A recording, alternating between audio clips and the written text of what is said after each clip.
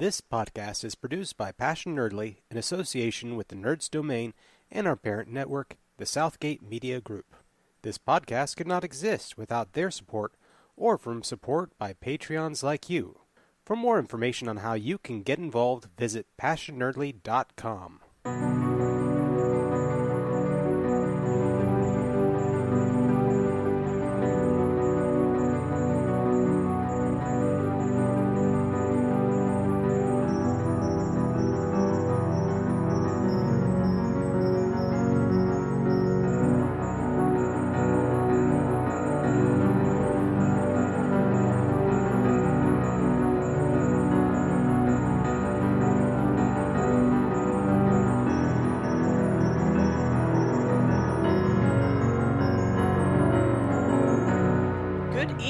And welcome to this week's episode of Pattern Recognition, our Fringe Rewatch podcast. Ooh, yeah. This episode, actually, I can understand why you're kind of giving me the spooky noises over there, because this is episode 3. Yeah, it kind of took on what would have been, obviously Fringe, it's not going to, but it has that spooky supernatural vibe to this episode. Yeah, it's got a little weird, some weird stuff going on at the beginning that make you kind of, it starts like at a cathedral in a confession booth. So yeah, you do get some kind of weird stuff going on, but this episode is called The Ghost Network. Mm-hmm. And it came out on September 23rd, 2008, and it's got a 50-minute runtime, but it's we're still learning a little bit more about these characters and kind of how all this stuff links together. But yes, show... this is a good one to talk about. This is going to be so much fun. Some weird stuff. I mean, because the thing is, this isn't just about supernatural, spooky, psychic powers. There's other weird junk that happens in it. And I'm sorry, guys. I probably sound really excited. Some of our stuff came in today that we're, getting it lined up for Patreons. And so it turned out better than I ever hoped for. Yeah. Some of our Patreon gifts. And so I'm really excited. Yeah, so all that to say, check out our Patreon and you can find out what we're talking about. Actually, you can check out our social media probably 2 months ago and it was on there. But anyhow, yeah, so back to the episode. I'll do a quick synopsis. There's just what Voodoo said. I'm using Voodoo's synopsis this time. After a horrific bus incident, Olivia, Peter, and Walter uncover a man who has visions of pattern-related disturbances before they happen.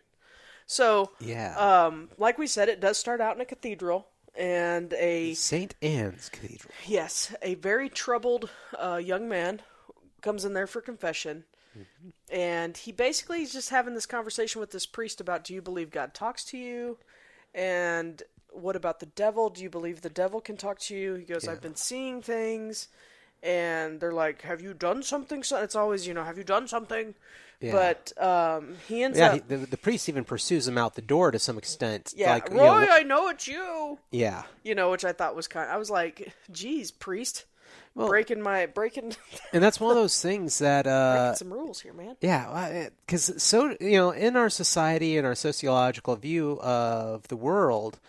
Priest and priest confession is supposed to be like the sacred thing that priests won't say what you say in confession outside the confession booth, Yeah.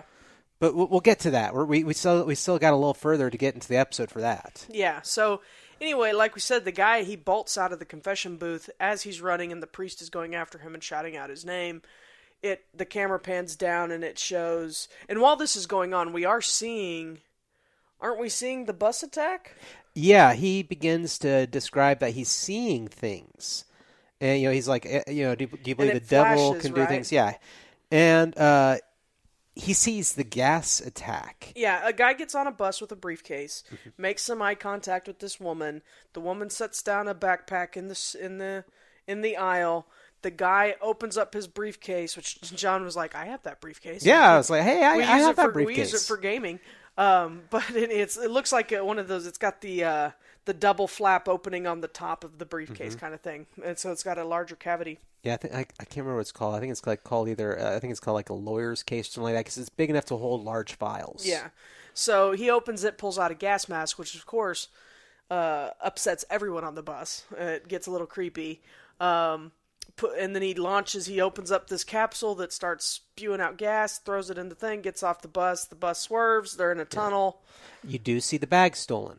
Yeah, he picks up the bag and takes off and is picked up by a guy out in the tunnel, and that's it. Yep. So this is all happening. We see the visions that Roy is getting as he's in the confession booth. Takes off, camera pans down. There is a charcoal sketch of people in horror. People in horror and kind of frozen. You can kind of see that there's, it's clearly related to the bus, which that we just saw. Yeah. It's kind of an interesting thing because the bus attack, you're like, okay, maybe it's sarin, maybe it's cyanide. They're going to kill everybody on board. But then a cop goes out to the bus, and this is where like the big reveal kind of happens. Yeah. Yeah, you see that they're all essentially encased in a clear substance, like a clear resin.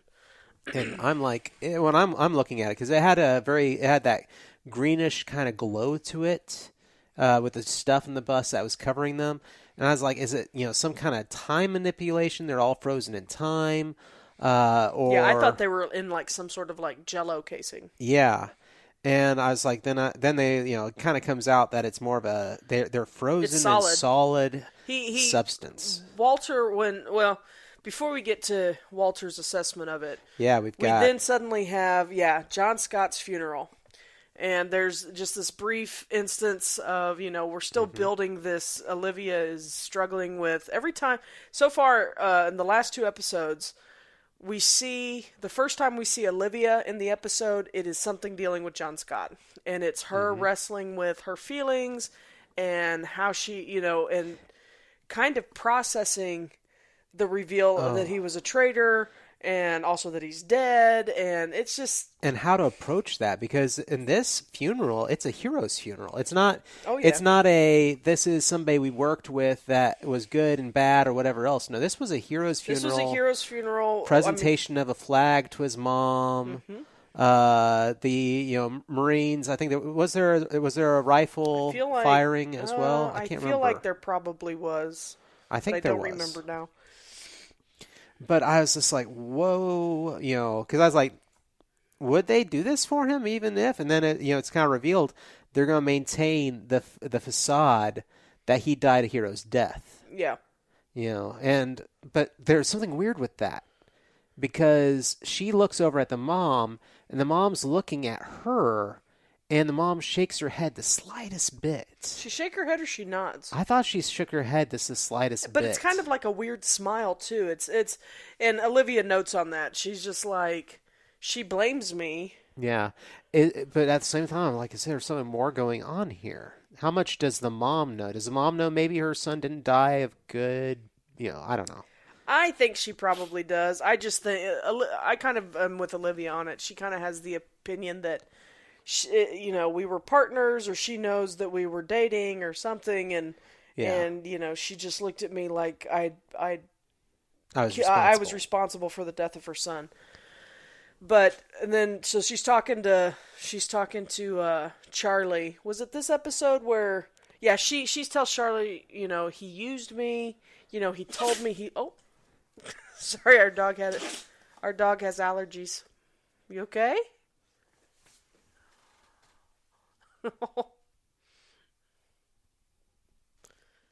She's gonna sneeze again, Papa. Yep, but I'm gonna make it feel better for a moment. There you go. You need it off. Good. A little better? There you go. A little better. I'm so sorry. I don't know when you can take another pill. Probably not until tomorrow. Sorry, baby girl. Good girl. But yes, so it's at this point that her and Charlie are having this exchange, and she says, he used me, he told me he loved me, and Charlie lightens the mood by saying, well, I've got something to tell you, he told me he loved me too. And so it's... Deadpan. Kirk Acevedo, or however you say his name, is a very good deadpan actor. I enjoy his portrayals. But at that point, Philip Broyles comes in and, of course, has to call her away because there's been an attack. Yeah, which is kind of something that's building is what is she involved in from right, because Charlie Charlie's is still perspective. really not understanding exactly what this task force is that she's been called to work on. He is always asking when she's coming back to the bureau full time, and she really has no answer. Yep. And then we move scenes, but we go to a different scene. Don't we? I think we actually go. Oh, this is. We go to then, the diner. Yeah, then we go to a diner. Yeah, so the show is still doing a thing where we're building up. There's all this crazy junk happening out in the world, but we're still learning about the character development and the relationship building with the characters. So, yes, we go to a diner where Peter and Walter are having breakfast, and we learn that Walter is self-medicating. With psychotics. Yeah. And Peter is flummoxed, to say the least. He excuses himself, though, at one point to go to the bathroom, is what he says. And then he pretty much accosts a man at the, the photographer. counter. The guy who's taking pictures. He says, "Do you think I haven't seen you all day?" And he goes through his camera, and it's all pictures of him, pictures of Peter. There's this report between them where the photographer knows him. You were supposed to check in when you came home. Yeah. Which kind of builds on the first episode concept of what exactly is Peter. What is Peter into? We know he's into something. Yeah. But we really just don't have a whole lot of info on him. Is it really just a gambling debt? I don't... Yeah, is he really with the mob or is he playing games? I'm going to be honest with everybody here. I don't remember. I absolutely do not remember that it was this much of a thing. Yeah. It's been a long time since I've watched Fringe season 1, so bear with me as I re-experience all of this as well. And there is a special star, in my opinion, in this scene, a flip phone, or an old style phone. It's a sliding phone. It was a sliding phone. It goes off, and Walter is like punching at it with his finger, and he finally gets it to open. He's like, and I was like, I had one of those. it made noise, but I got it to stop. Yeah. And he says, there was something important. He says, oh, I've decided to have the pancakes. And Peter goes, why did you mention did someone call me on the phone? And he was like, oh yeah, that was the important thing. Olivia needs us or something. So, and Walter also confronts him, I believe, at the table. Or is it later that he confronts... It's later he confronts him about the photographer. Oh, okay. It's later back in the lab. He's like, you think I didn't see you. Yeah. Who was he? Are you in some kind of trouble? Yeah, so he says that later. But anyway, so they end up going... They leave. Diner scene is over. That scene purely served to kind of give us an insight into Walter. Self-medicates with psychotics that he brews in his own lab. And also to continue... building the mystery layers and layers and plots Peter upon Bishop. plots in this series so far. We're what, 3 episodes in? 3 episodes in, and we're like, oh my goodness. I don't think this is spoilery to say, but this show is definitely about Peter. Yeah. Peter is the glue in this show. Okay. And his background, I know, becomes a big thing. I just don't remember the criminal parts or the things that seem very shifty and shady. So anyway, they all end up going to the tunnel and they're examining the bus. And that's when Walter says they're like mosquitoes stuck in amber. Yep. Because it is a solid substance that has encased these passengers on this bus. And he... I'm trying to see. It's not biological in nature. It's, and they believe that because of the location, the method of release, that the culprit wanted attention. It wasn't necessarily, it is a terroristic action. This show tends to this seems like it's a terrorist attack. And I'm like, no, it's a terrorist attack. Anything where you're attacking civilians, and this is true in real life too. Stop declassifying things as terrorist attacks when they're not by quote unquote terrorist groups. Yeah, there is no doubt. If there wasn't an intent to send a message, they would have only taken her out. No, there was an intent to send a message. This was very public and very big. Right. So then the scene shifts, and we see the guy that had been on the bus meets with another man in some sort of underground. It looks like it's got high windows, but it looks like maybe it's some other tunnel, maybe it's in part of the subway or something. But they're going through the backpack that he stole. And all we get from that is it's not here. The other man gets on a satellite phone, and speaks in a foreign language. I thought it was Spanish, but this shows you how ignorant I am with foreign languages. I believe we learn later it's Latin. But yeah, so he talks on that, and they part ways. Then we see Roy at work, where he has another vision. And he just starts, you just see him, he's sitting there, and he's looking at his work, and then his head, you kind of see that he's in a little bit of physical distress, and then he just starts grabbing sheets of paper, and he starts drawing. And we don't see what he sees. Yeah, he's marking the paper up with ink that he's smearing all over his hands. Yeah, it's like, well, it's like charcoal, again. It's almost like charcoal or lead.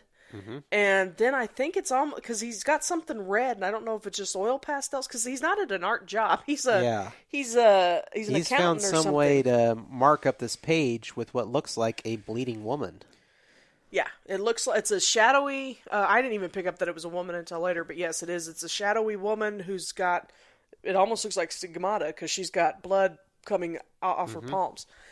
So we go from that to them investigating the bodies. They've carved the bodies out, and Olivia's walking through all these bodies that have all this stuff on them. They discover they find a video. Like a video phone. Yes. Somebody's cell phone. They started recording, and there was the couple on the bus, wasn't it? That they were recording themselves and they were recording the bus in general. Yeah, probably. Yeah, and it shoots on the woman that had the backpack, and she's holding the backpack to her chest. And keen-eyed Olivia, she's like an elf in some of these things. She's like, I just saw that woman, and that bag is not among the personal effects. We need to find that bag. Yeah, where's this bag? Where's this blue backpack? Well, they look her up. Turns out her name is Evelina Mendoza, and she's an undercover DEA agent. And she had requested extraction because she was undercover with a drug cartel. Yes. She requested extraction because the cartel had started mentioning something called the pattern, and it was freaking her out, and she was like, I need to get out of here. And so supposedly she was supposed to be getting extracted. It becomes evident that she probably thought that the guy that was making eye contact with her was her extractor. Yes. Or some contact at the DEA that was going to get her out of there. Let's see. My notes are so scribbly. Well, there was, we're dealing at that point with contacting her old handler, Graham Davidson. Oh, see, I didn't even get his name down. I had on here also they were talking about the substances, and of course... And he reveals that it's an East Coast Nicaraguan cartel that she had infiltrated. Okay, was he the one we... Okay. Yeah. That's who we got all the information from, so... Yeah, well, it was a very light scene. Yeah. It's like, you get the feeling... I think I quit writing down the location changes at this point. He basically shared that much information, and, of course, by this point... the team back at the labs reveals that only one company is involved in the manufacturing of this gas, or at least has the what was it, the copyright or the product. Yeah, all the chemicals that were used were essentially filtered through. I mean, it was companies that went back to that infamous that corporation that is our Everbane is Massive Dynamic, of course. So, and it comes down to, again, a conversation between Olivia and Nina Sharp. Yep. We see Nina all the time now, and she plays Nina. She plays that manipulative. Oh my goodness. Corporate mogul that, I guess she's not really a mogul, but she's that corporate presence that is just, it feels slimy. Yeah, I when you first look at her, you don't expect that behavior. Oh no, she is oh my slimy. Goodness. Yeah. She reminds me of the woman in pink in Harry Potter. What's her I name? think you already said that, but Yeah. Professor Umbridge. Yeah, Yeah, she Professor Umbridge. she looks like she would just be a nice lady, but every time she talks, she offers information. I'm not going to Oh say that yeah. she's unhelpful, but she always offers just enough to make you question everyone else. And we know from the last episode where she offered Olivia a job that there is this little bit of competition between her and Broyles. And at this stage, and we know that they meet and talk to each other privately because we saw that last episode as well. But, or was it? No, I'm sorry, it wasn't last episode. It's in this episode that we find out that I mean, we know that they're on that committee together. Well, they trade information. So we'll get to that at the end because I spoiled my own episode. Because at the same time, I mean, it builds towards that point in this scene because the thing is, Nina is manipulating her and giving her just enough information to make her doubt Broyles. Yeah, a little bit more information than Broyles gave her because she says she brings up Prague. This technology and type of attack had been carried out in Prague before. Yeah, and the date that is given is really, I think, I expect to be important, and that is 9 months ago. That attack was 9 months ago, that's when the pattern started. The pattern started to emerge. So, which I remember while we were watching it, John had suggested maybe Broyles' former team investigated this, because we know that he did have another team. But yeah, so Nina's still playing her game. We also, at this point, we get another glimpse of Roy. Mm-hmm. Well, the priest called the cops. Yeah. Which, yeah. So I'm admittedly I am not Catholic, and I guess I need to ask our Catholic family members. But is that because I know that comes up in a lot of TV shows and movies sometimes. I think it's is the priest legally obligated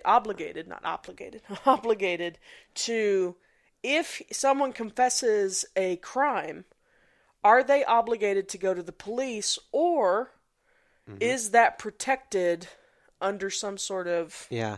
And I just don't know. It's a really, interesting situation because...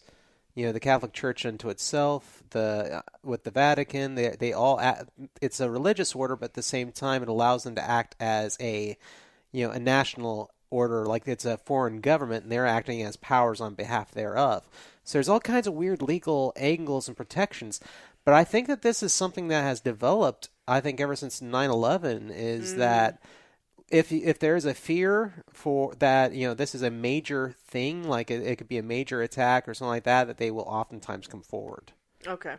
Well, he goes to the police and he mentions, because I also think he found, well, I don't know if it ever says he found the drawing or not, but yeah, he pretty much tells police, who then contact the FBI, that he had because Roy had mentioned the bus. There's something going to happen on a bus. Yeah. And so they go, Charlie goes to Roy's apartment, and they find all kinds of stuff. They find drawings, they find miniature dioramas, they find all this, and it's all, and Broyles is there as well, and he said, these are all pattern-related cases. Yes. And many of which were never disclosed publicly. So there's no way, unless Roy is somehow on the inside, that he would ever have enough detail. I mean, the Hamburg flight was there. Yeah. The all kinds of stuff. All kinds of stuff that they talk about. I was some of the events that they mentioned. The earthquake thing that they mentioned before. I mean, all this stuff is depicted in drawings and miniatures. And for me, it's almost like a blind side kind of moment, or blind spot kind of moment, where all these past things, now there's evidence thereof, and maybe there's something that they could go back to and look at and work with. Yeah. Yeah, and it's like one of the... For this, as Olivia, I have to believe that at this point she goes, okay, there's something, this pattern thing is, these things are all truly connected. Yeah. Because people just telling you about this pattern, or people just telling you that all these things happened, Well, there's really no other link between them, except that they're weird, or possibly that they refer to Bishop's work. But there's no other link between them until this moment when you walk into this guy's apartment and it's just covered with all these things that he has drawn. And it really, to me, it drove home that these things were truly happening and truly connected. Yes. So, unavoidably so. Yeah, they end up picking up Roy. Walter wants to talk to him. He said that in their discussion, he reveals also that his stuff happened 9 months ago. That's when everything started to happen. This is not something that he'd been doing his whole life. This is all these things started happening. He would just get these feelings, and he would see these things, and the only way to get those feelings to go away is if he drew them or made the models. And as they're trying to reason out, they try and reason out what's going on. Of course, the doctor says Occam's razor, he's psychic. Yeah, which everybody's like, oh. Yeah. But he was like, it's, you don't have to believe it, but I think I can prove it. So they start doing some deeper studies on Roy. They try to get an MRI. Yeah. And while he's in the MRI tube, they shows him, and it's like his veins start to fill up and start awesome special effect, by the way. Yeah, they start to bulge, and he's clearly in a lot of pain. And yeah, they pull him out because he's got metal in the blood. He's got metal in his blood, and so the MRI was the magnets in the MRI were pulling it out of his system, or about to. It would have ripped him apart. So they start doing some more studies on him, and he ends up. Well, Walter starts saying other things. Oh yeah. And he was like, "I have ways to prove this, or I can show this." And he asked, I don't remember if he asked Broyles or Olivia or Peter, but I'm pretty sure it's Broyles. But he goes, "Am I required to keep him alive?" Yes. And he looks kind of bummed when they say and yes. Broyles' face is just, it's just deadpan. I mean, well, no, there's this little. Broyle breaks for a moment. There's this look of shock on his face as that conversation ends. Yeah. It's like he's serious. He would have killed the guy. He would have killed the guy to find out. But we're learning about Walter. But so yeah, they go back to the lab. It turns out, after they're going through all these files and studying, because Walter's like, I've studied this before. Look for anything from these years. And Peter finds Roy McComb, sophomore, at, I don't remember if he was at Harvard or not, but he was a sophomore at a college, and he had submitted for psych testing, psych trials with Walter. Yeah, clinical trials at the college. Yep. Unknowing what they were, and yeah, he was Walter's old test subject. Yeah, and he's the one who put the metal in his system. And Walter hypothesizes that the metal had replicated and grown stronger in his system since then. Yeah, so he ends up, and essentially is what they determine. Long story short, for all their sciencing, the metal has it's taken up residence in the was it the optic? Yeah, it was the optic part of his brain. Oh, I and guess so it's kind of like a receiver, like a radio receiver, and someone is using because is what Walter's study was about was a ghost network that he created where people could communicate and hear messages on this specific frequency. The creation of an unhackable network of unhackable network that was also unregulated. For Cold War usage. Right. So Walter posits that someone has started using his ghost network to communicate about pattern-related things. So, and for some reason in Roy's case, it's not going to his oral receivers, it's transferring to his eyes. Yeah. And so he's seeing things, and so he's like, what I need to do is I need to move the metal that's in this part of your brain to another part of your brain so you'll stop seeing the visions. And so he's like, "Oh, you'll just feel a little pressure. This won't hurt." But then he drills into his head. So Yeah. Oh, I was no, like, "How is this not going to hurt?" Now we have not mentioned something else that has happened because we've been focusing on Walter and their investigation. But the DEA handler says, "I've been asked to officially identify Mendoza's body," and so he had went in to meet with her. And Olivia leaves him alone, and that was that. There's this touching moment, and you think that he is holding the hand of the corpse. And so that kind of resonates with Olivia, of course, because she's like, I know what it's like to lose somebody you're close to. Mm-hmm.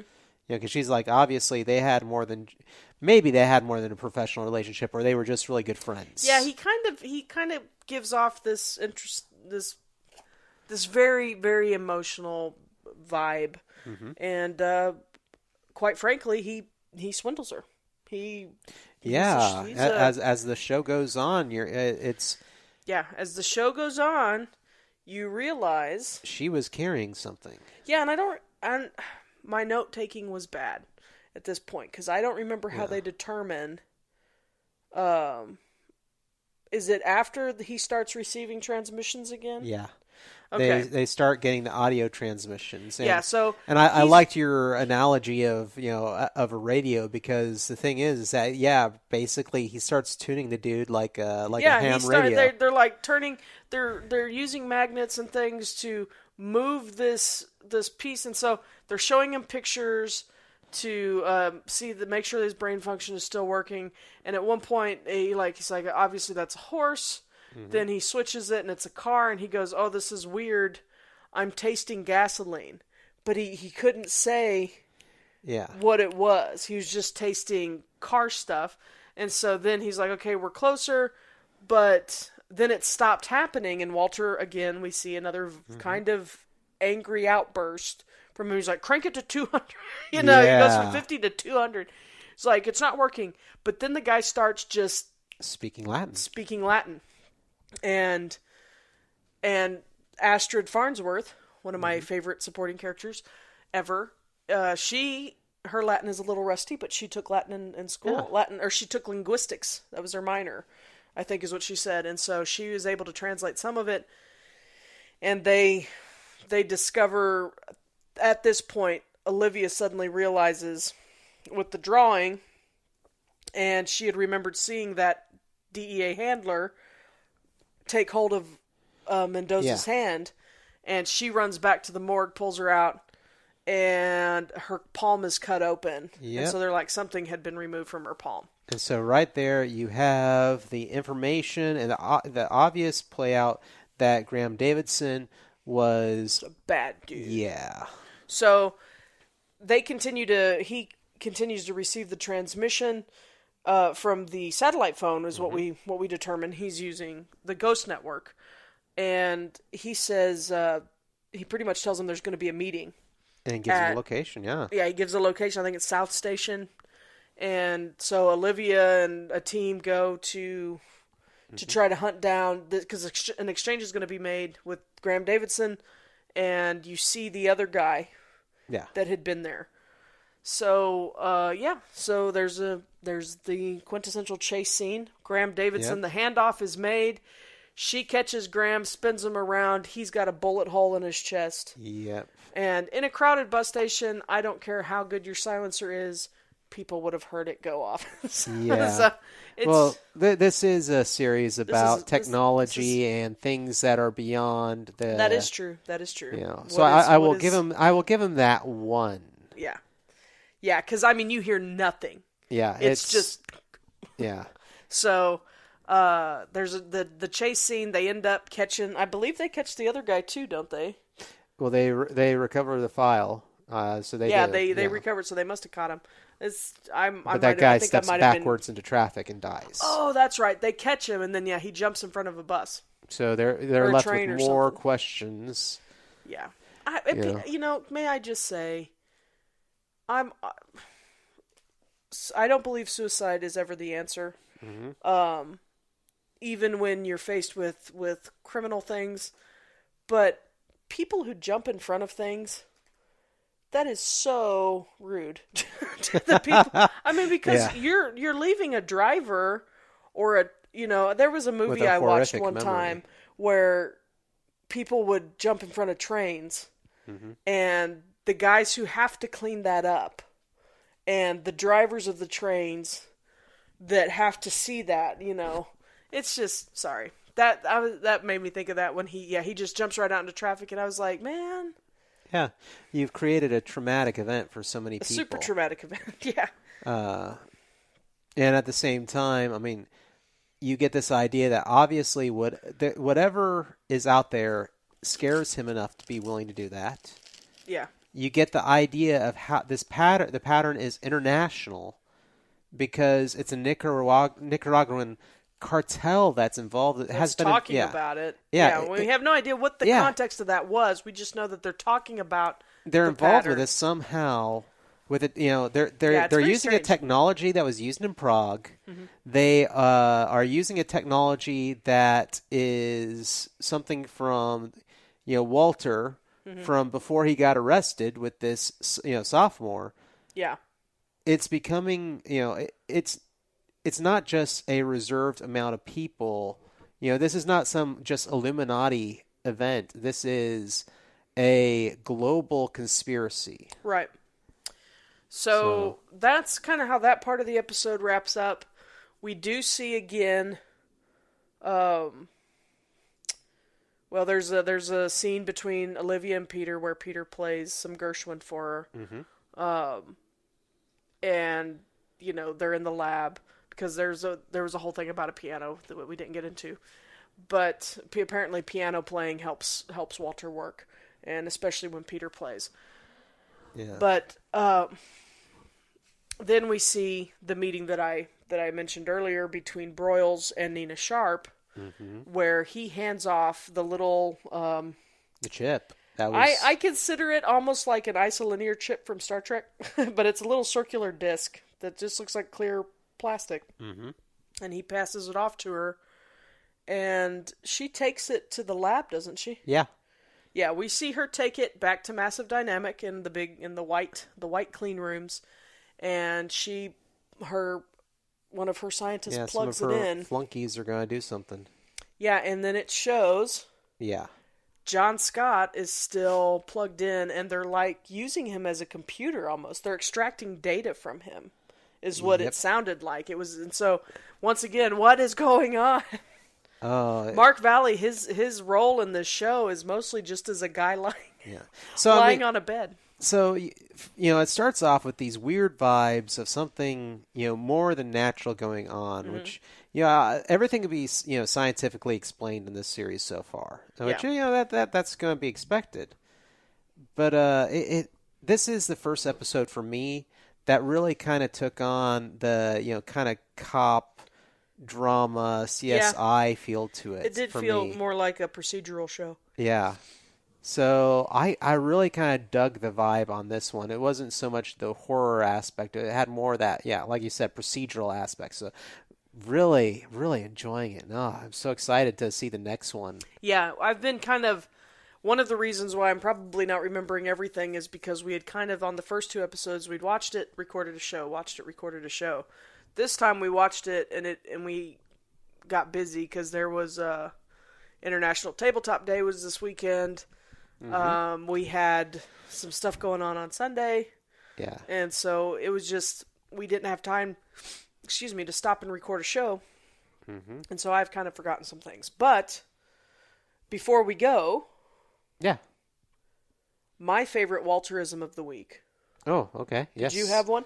The pancakes. You like the pancake thing? Pancakes because for me it was very Hellboy-like. Oh, really? Yeah, because Hellboy, pancakes play a major role in Hellboy. And it's like, if you've read the comic, the moment that Hellboy, eats pancakes is the moment that the forces of hell know that they've lost him forever. So, pancakes to me, I'm just like, yay, pancakes. I want waffles. Run over to Slim Chickens and get me some waffles. No, my favorite Walterism is when they have Roy attached to all the stuff. They've got the helmet on him, and it's drilled in his head. And Walter says, excuse me, he says, "Oh my God." And Peter, of course, is the one to always respond. And I think Roy does too, kind of looks at him, says, "What?" And he says, "I believe with the proper destabilization, you could receive satellite television for free." And that just shows... We're not doing that. We're not doing that. No, that just shows... It just shows Walter. And again, just innocence to... it's... I guess innocence may not be the right word, but he's just... To him, everything he's doing is an adventure, and it's fun, and he's always... he's constantly thinking, and even if it's completely ridiculous, I don't know. Yeah, I think it's cool. I love this character. I love the way in which he plays the psychology of this character. Yeah. Or not only how he plays it, but more than likely how it was written. Right. So, because this is something that, to some extent, a psychotic character that I can wrap my brain around. Right. So. Let me go ahead and before we go, let's go ahead into Roy was fine. Yeah. After everything. Yeah.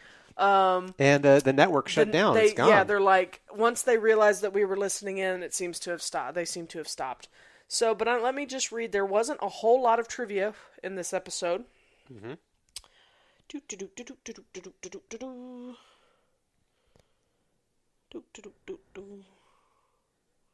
Sorry, I was looking at a goof. It doesn't really bother me, but all right.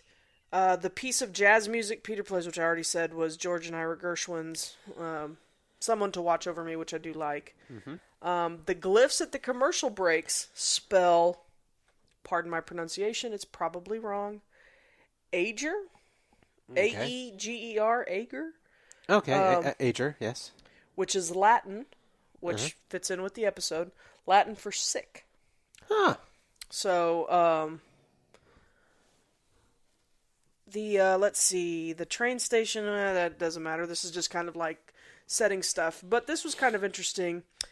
The character of Roy is a reference to the late author David Foster Wallace, which I don't know anything about David Foster Wallace.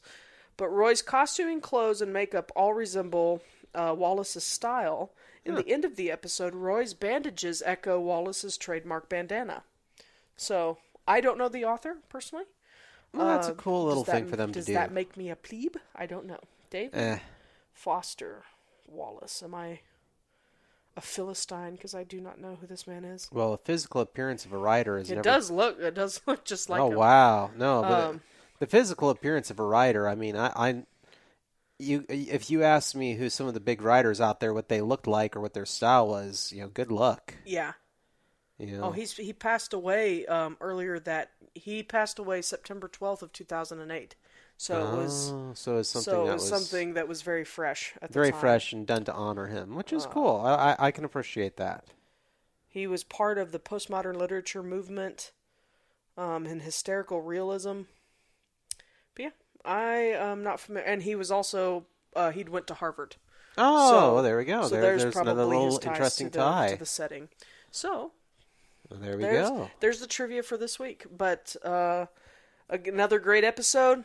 Ready to get to, in fact, the next episode. There was another piece of trivia. But it'll reveal too much?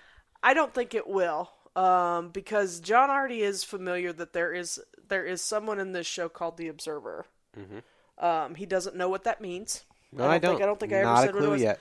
The Observer was in this episode. Now, I believe the Observer has been in all the episodes so far, but that's what I think somebody said that. I saw him in this episode. Ooh. He was on the train when Olivia was running through it. And his eyes follow her.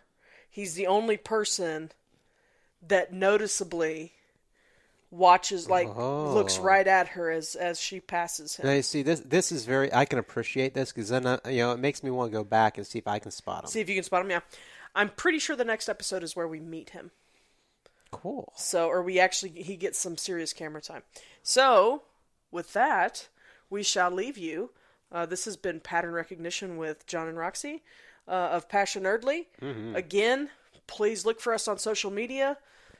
check out our Patreon. We got some cool stuff. Check out our Patreon. We are in the process of revamping it. By the time you hear this, it should be set up pretty well. But yeah, we got some enamel lapel pins. Enamel lapel pins. I guess it's enamel. But yeah, enamel lapel pins of our shortened logo, the PN, that are available to... what tier did you want that? That's $5? It's a $5 tier. $5 tier. So if you support us for $5 a month, we will happily send you a Passion Nerdly lapel pin. And again, shirts up on tpublic.com/PassionNerdly, patreon.com/PassionNerdly, facebook.com/PassionNerdly, and Passion Nerdly, and RuWorks on both Twitter and Instagram. Thank you so much. So thank you for listening. You all have a weird week. And we're going to go watch another episode of Fringe. Good night, guys. This has been a production of the Southgate Media Group. For more podcasts like this one, head over to southgatemediagroup.com.